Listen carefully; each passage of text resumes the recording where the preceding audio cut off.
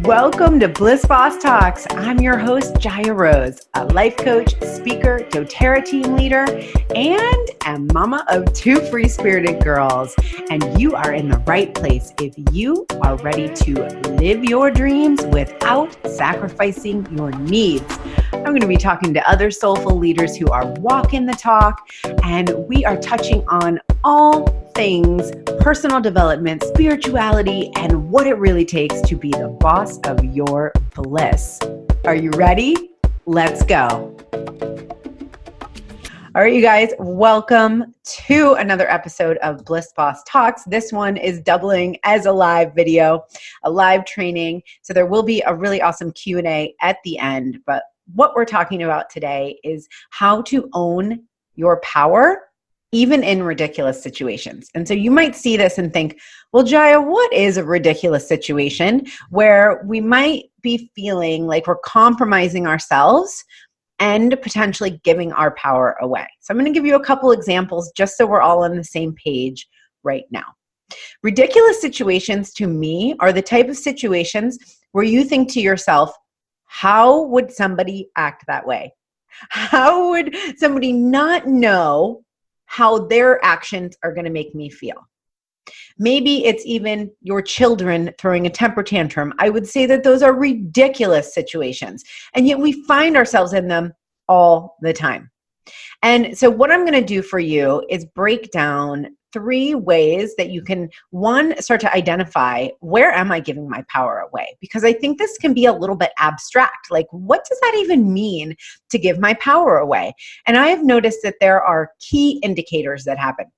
There are certain things, usually the way you're thinking and feeling, but sometimes acting, that are a total indication that you are out of your, your power.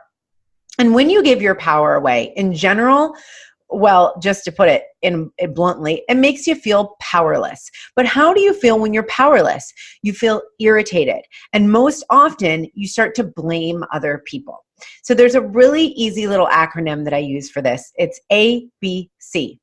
Okay? I want you to write this down. This is something you're going to want to process and look at yourself many, many times over, because like I'm saying, ridiculous situations come up all the time, and we have opportunity to notice, where am I doing this? A, B, C. Anger, blame, and criticism. And usually what happens is that when we give our power away, it's to a situation. It's to another person. And in that, we usually get angry because it's frustrating AF when we feel powerless.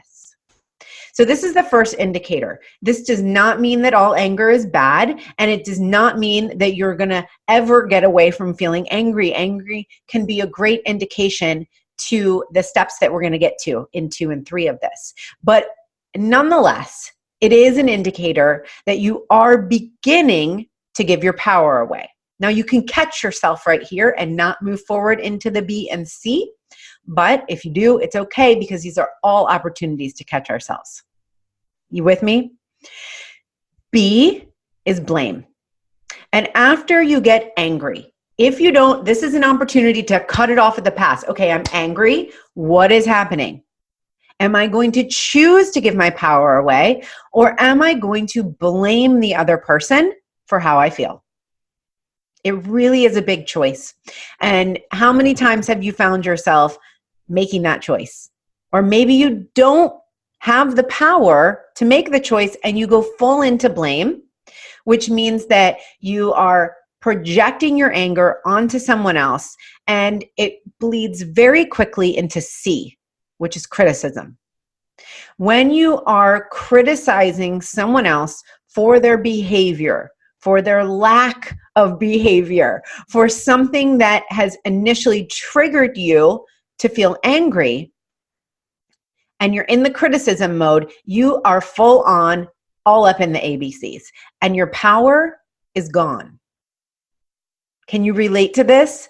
To the feeling of, how did I even get here? And now I'm being critical of someone else, and ultimately I just feel bad.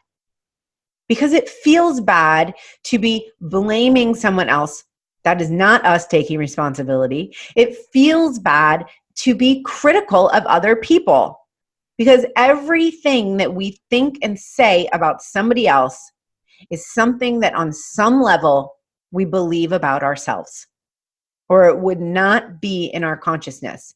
Now, maybe it's something you've worked through. So let's talk about this for a minute. There can be many times something you've worked through. Say, for example, you have a friend who has been your friend for a long time, and you guys used to gossip about your other friends, okay? Raise your hand if you have done this. I did this all the time in my 20s. I would talk bad about other people. I know that it was coming from an insecure place. I think it was also coming from a place that I was not focusing on my passions and dreams. And so I was a little bit bored. And honestly, it's kind of a part of the culture, right? Where we just kind of talk shit on other people. And when I started to realize that I didn't like that I didn't want that in my life, my friends who I was participating in that behavior with didn't get the memo. They didn't get the memo. They didn't know that it was time to grow and change. And so they continued the behavior. And what did it do? It triggered me. It would trigger me, and I would start to get angry or upset on some level and then blame them. I would blame them for their talking crap. And then ultimately, I'm in the cycle of criticizing them. Hey, so sorry to interrupt. I hope you're loving this episode and make sure to stick around for the rest of it. I just wanted to pop in and let you know that I have a beautiful free resource for you. All you need to do is head over to thejayarose.com and scroll down till you see the invitation to download the Bold Self Playbook. In this playbook, I walk you through the 5 mindset principles that will help you embody your most powerful self and magnetize your dreams. This is a game changer, and you must have these 5 mindset practices and principles in place to really take it to the next level and truly be embodying that version of yourself you're ready to step into. So head on over to thejayarose.com and download it. Can't wait to hear what you think, and keep on listening. And this is just such a good example because so many times in your life, you're going to come up against or into an opportunity where you are stretching and growing, and the other people in your life didn't get the memo. And you get to choose whether you're going to give your power away, i.e., go all up into the ABCs and not feel good in yourself. So are you with me here with the indications on how you can really tell? It's like a diagnosis, right? You're like, oh yeah, Jaya, I get it, because I get angry every single day when somebody acts X, Y, and Z. Yeah? Well, what I want to really express to you during this phase, this is the first phase of what we're going to go through, the 3 phases here, is that these are okay to feel. And it's even okay. I still get into criticism, specifically, love you, mom and my daughter, but to the closest people to me. And I do it because it makes me recognize a part of myself that either I have outgrown or I am working on, or I'm blind to sometimes. And it's all an indication that it's something within me. And if I give my power away by being angry, blaming, and criticizing, I miss the opportunity to grow. So powerful, right? And what I want to tell you is that there's something deeper here. And so when we get past this initial trigger point, we recognize what's going on, which comes from awareness. We get to go into the next phase, which is identifying what our actual needs are.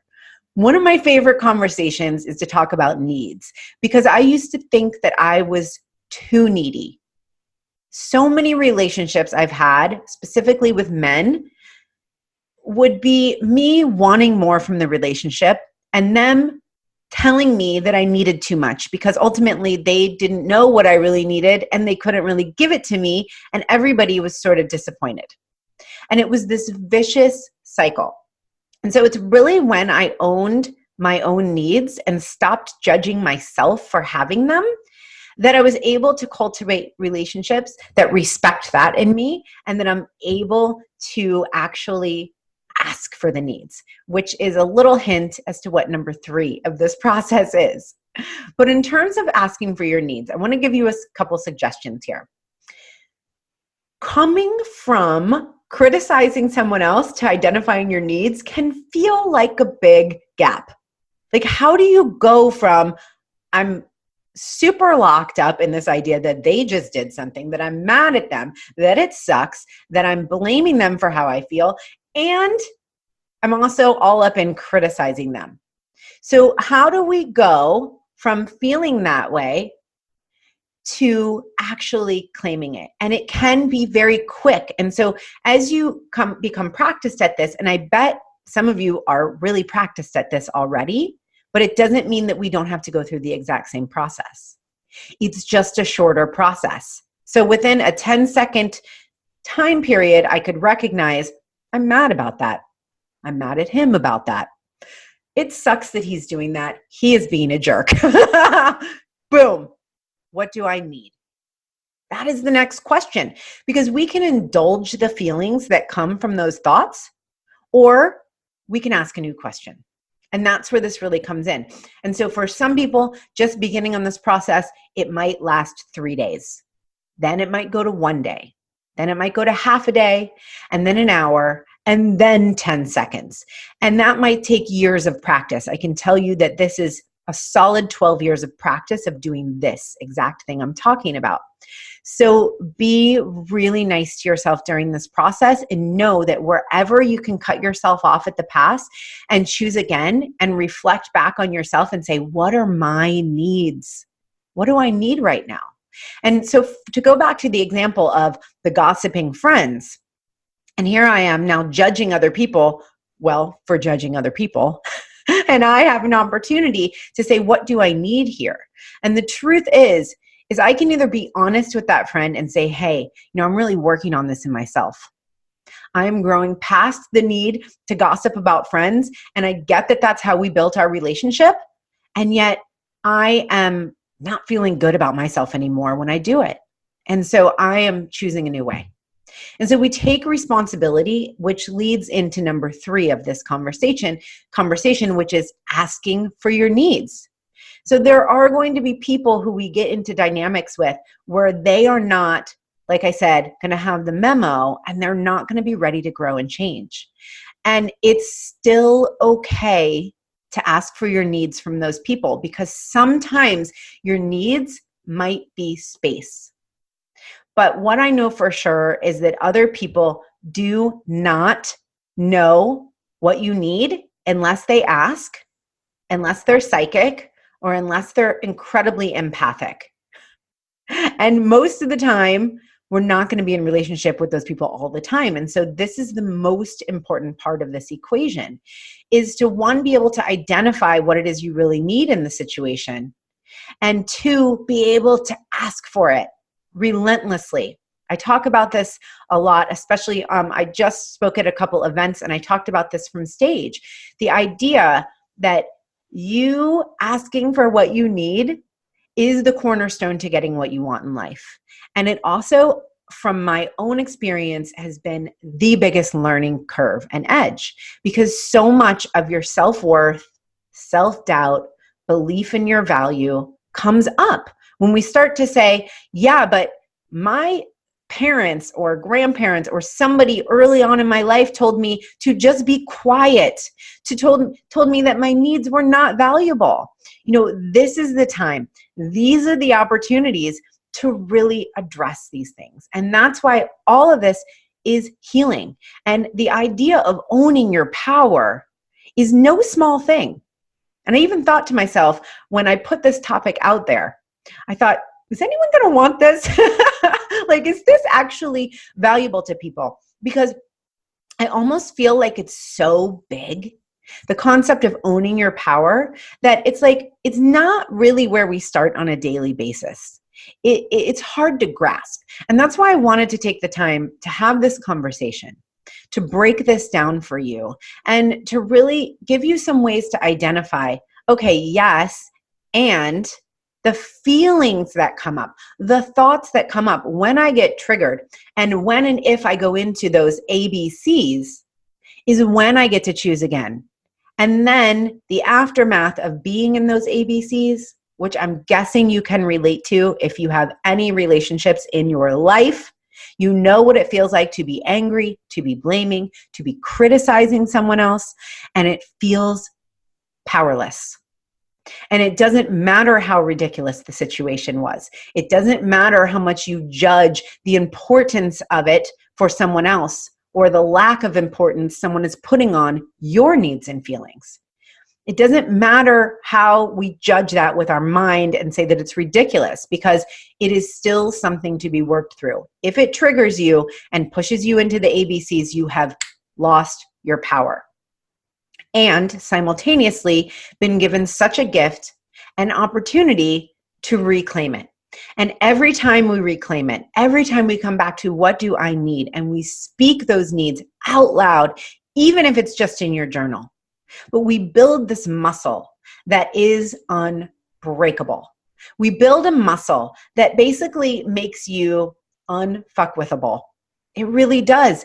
It doesn't mean that you have a hard edge. It doesn't mean that your boundaries are crazy and pushing people away from you. What it means is that people know how to treat you.